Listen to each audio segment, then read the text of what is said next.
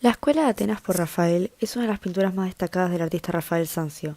Fue hecha en boceto entre 1509 y 1510 y pintada entre 1510 y 1512, como parte de una consumición para recordar con frescos las habitaciones que hoy en día son conocidas como las estancias de Rafael, ubicadas en el Palacio Apostólico de la Ciudad del Vaticano.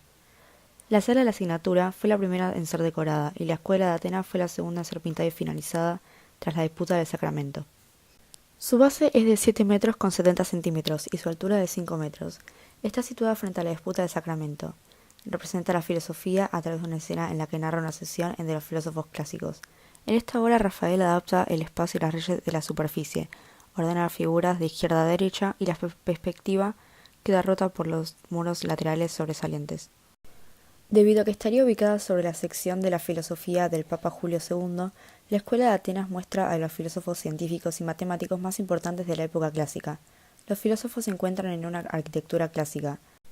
En uno de los nichos se ven las figuras gigantescas de los dioses Apolo y Atenea. Esta arquitectura recuerda el proyecto de la Basílica de San Pedro elaborado por Bramante. Platón y Aristóteles, que durante toda la Edad Media estuvieron considerados como los principales representantes de la filosofía antigua, se encuentran en el centro de la composición, alrededor de un punto de la fuga. Platón está sosteniendo a Timeo. Aristóteles sostiene un ejemplar de su Ética de Nicómaco. Ambos debaten sobre la búsqueda de la verdad y hacen gestos que le corresponden a sus intereses de la filosofía. Platón está señalando al cielo, simbolizando el idealismo dualista racionalista que es su pensamiento, mientras que Aristóteles a la tierra, haciendo referencia a su realismo sustancial racional teológico. En estos personajes se ha identificado a los distintos filósofos de la antigüedad, puestos sobre dos niveles separados de su escalinata. A la izquierda se puede reconocer a la figura perfil de Sócrates. Del mismo lado se encuentra un gran bloque de piedra cuyo significado puede estar conectado con la primera epístola de Pedro. Simboliza a Cristo, la piedra angular.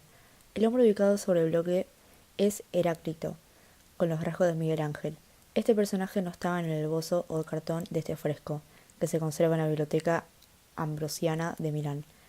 Se retrata en esta figura a Miguel Ángel, como se ve en el rostro, que es el pintor florentino ligeramente mejorado, además en las características de Stivali, que calzan unas botas de montar que el filósofo florentino no solía quitarse. El autorretrato de Rafael está ubicado a la derecha del cuadro, el joven de cabello marrón que observa al espectador, tocando con un sombrero redondo de color azul. A su lado, Perugino, con idéntico sombrero pero en blanco. A la izquierda de la pintura se encuentra Hipatia, de Alejandría, vestida de blanco y observando al espectador.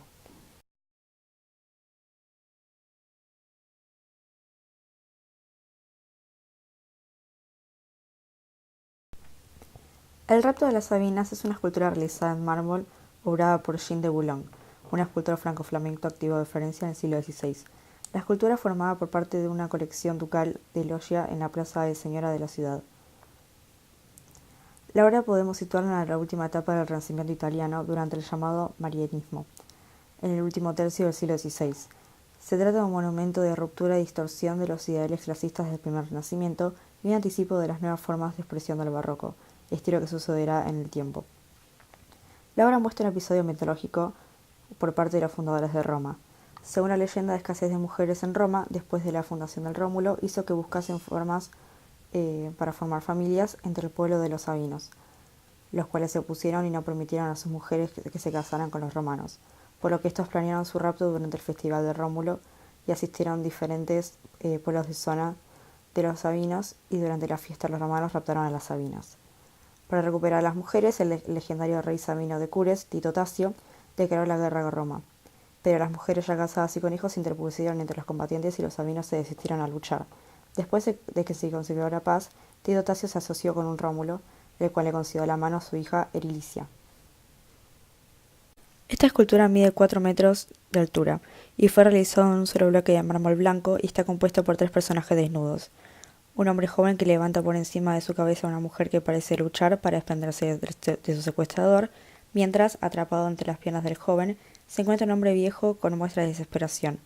Por esto la escultura también es conocida como las tres edades del hombre. No hay tensión en los personajes, ni siquiera en la Sabina secuestrada, y nada de un grupo escultórico sobresale por fuera de la medida de la base del bloque. Las tres figuras están unidas psicológicamente por sus miradas formalmente por la posición de sus cuerpos y miembros, dando la sensación de girar en un torno de un eje central del que no pueden escapar. En la pedestal está insertada una placa de bronce con escenas del rapto. Las diferentes combinaciones posibles de estas figuras en una línea serpentinata se repiten los diferentes tamaños con diferentes profundidades del relieve y con un punto de vista central arquitectónico. La estatua, expuesta a los agentes naturales y los vándalos de 1971 y 1987, ha necesitado un ciclo de restauraciones. Fue sometido a una restauración en el año 2001 y desde entonces se llevó un control de condiciones de observación. En 2007 se dieron cuenta que el mármol no respondía satisfactoriamente a los agentes atmosféricos a pesar de una sustancia protectora que se le aplicaba a la estatua. Los rasgos marionistas superficiales son patentes: el alargamiento de las figuras, el gesto desmedido y poco coherente, el espacio angosto, entre otros. Pero lo propio de la Giambialonga es la capacidad de introducir estas notas que son generales a todo marionismo, en un movimiento que rompe de forma definitiva con la escultura clásica. El rostro de la Sabina responde a la forma serpentinata que ha utilizado ya Miguel Ángel, pero Giambologna prescinde del punto de vista único y el grupo incita a la multitud de perspectivas. No existe un delante y un detrás, sino una multiplicidad de puntos de vista, de tal manera que un grupo gira como una espiral. Esta multiplicidad viene impuesta por la misma escultura. El movimiento de las figuras, que se retuerce y prolonga con su contraposición, no atiende ya a la perspectiva frontal típica del Renacimiento, visión estática y serena, sustituida aquí por un enérgico dinamismo.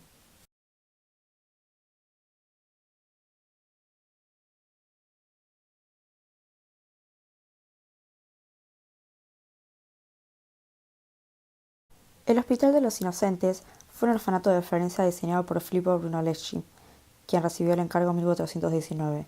Está considerado como un notable ejemplo de arquitectura del primer Renacimiento italiano. El hospital, con una galería frente a la plaza de la Santísima Annunziata, fue construido dirigido por el arte de la seta, o gremio de la seda de Florencia.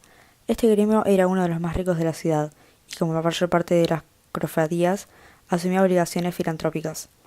En el extremo izquierdo del pórtico está la ruta, un torno de piedra para meter a un niño en el edificio sin que se viera el padre.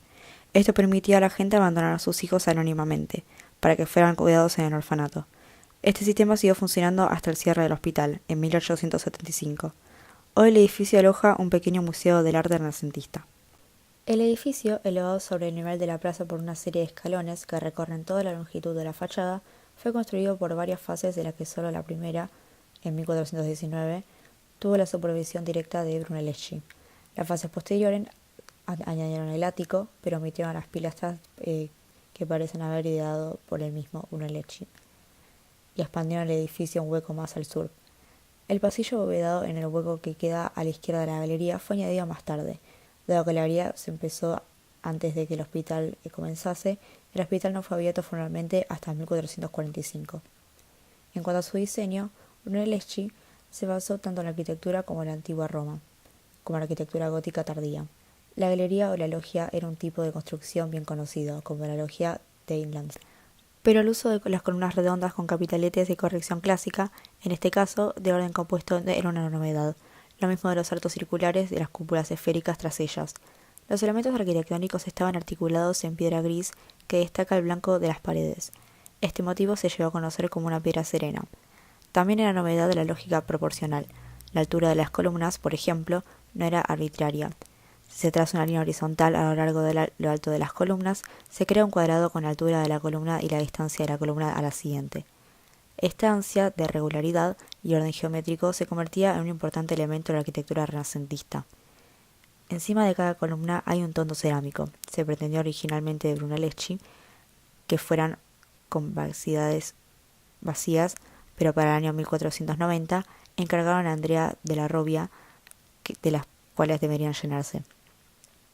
El edificio representa a los niños de pañales sobre el fondo azul, indicativo del torno donde podían dejarse los niños. Quedan algunos en el trono originales y otros son copias del siglo XIX. Dentro del edificio hay una galería superior en la que se encuentran unas pinturas muy destacadas. Una de ellas es la Virgen con el Niño y el Ángel, de Botticelli, las bodas místicas de Santa Catalina, de Alejandría, por Pietro di Cosimo, y la adoración de los Reyes Magos, por Domenico.